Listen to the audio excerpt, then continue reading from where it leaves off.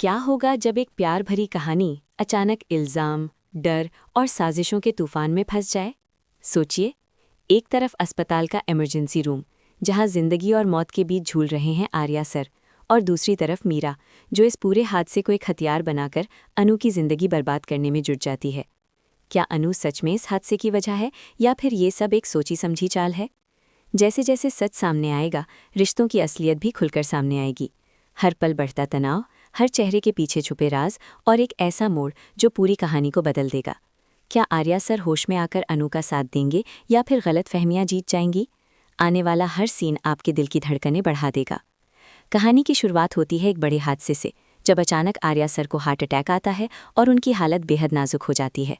अनु बिना समय गवाए उन्हें तुरंत अस्पताल लेकर भागती है और रास्ते में ही घबराते हुए गायत्री माँ को कॉल करके सारी बात बताती है। ये खबर सुनते ही पूरे परिवार में हड़कंप मच जाता है। हर कोई घबराया हुआ है, किसी को समझ नहीं आ रहा कि अचानक ये सब कैसे हो गया।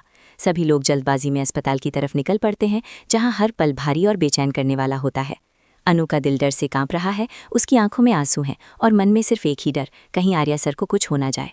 इसी बीच जैसे ही ये खबर बाकी लोगों तक पहुंचती है, मीरा के चेहरे पर एक अजीब सी प्रतिक्रिया देखने को मिलती है। जहां सब लोग चिंता में डूबे हुए हैं, वहीं मीरा के दिमाग में कुछ और ही चल रहा है। वो इस पूरे मामले का फ़ायदा उठाने का मौका ढूंढने लगती है। अस्पताल पहुंचते ही वो झेंडे के सामने अनु पर इल्ज़ाम लगाना शुरू कर देती है और कहती है कि जो कुछ भी हुआ है उसकी जिम्मेदार सिर्फ और सिर्फ अनु है। झेंडे उसे रोकने की कोशिश करती है और कहती है कि अभी सबसे ज़रूरी है आर्या सर की हालत, लेकिन मीरा अपने शब्दों से आग लगाने में कोई कसर नहीं छोड़ती। अस्पताल का माहौल और भी ज़्यादा तनावपूर्ण हो जाता है जब पूरा परिवार वहाँ इकट्ठा होता है। हर कोई डॉक्टर से अच्छी खबर सुनने का इंतजार कर रहा है, लेकिन मीरा फिर से मौका देखकर अनु पर आरोपों की बारिश शुरू कर देती है।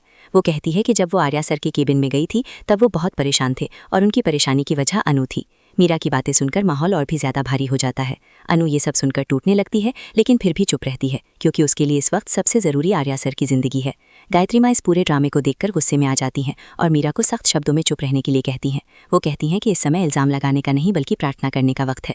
डॉक्टर बाहर आकर बताते हैं कि आर्या सर की हालत अब स्थिर है और जल्द ही उन्हें होश आ जाएगा। ये सुनकर सबकी सांसों में थोड़ी राहत आती है, लेकिन अनु के दिल का डर अभी भी कम नहीं होता। वो एक कोने में खड़ी होकर लगातार रोती रहती है, खुद को इस हादसे के लिए कहीं न कहीं जिम्मेदार मानते हुए।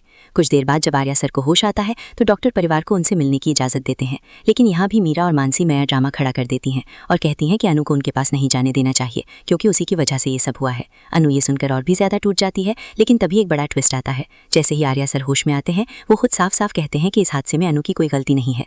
वो बताते हैं कि उन्होंने अपनी बीपी की दवाई नहीं ली थी और अपनी सेहत का ध्यान नहीं रखा, जिसकी वजह से ये सब हुआ। आर्या सर की ये बात सुनकर वहाँ मौजूद हर कोई चौंक जाता है। मीरा का प्लान एक बार फिर फेल हो जाता है और अनु के ऊपर लग रहे सारे इल्ज़ाम एक झटके में खत्म हो जाते हैं। अनु ये सुनकर भावुक हो जाती है और उसकी आंखों से आंसू बहने लगते हैं, लेकिन इस बार ये आंसू दर्द के नहीं बल्कि राहत के होते हैं।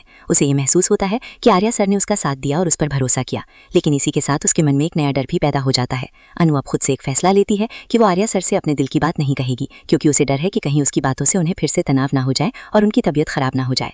वो सोचती है कि जो भी सच्चाई है उसे अब खुद ही पता लगाना होगा। दूसरी तरफ आर्या सर भी सोच में पड़ जाते हैं कि आखिर उस दिन अनु उनसे क्या कहना चाहती थी जो वो सुन नहीं पाए।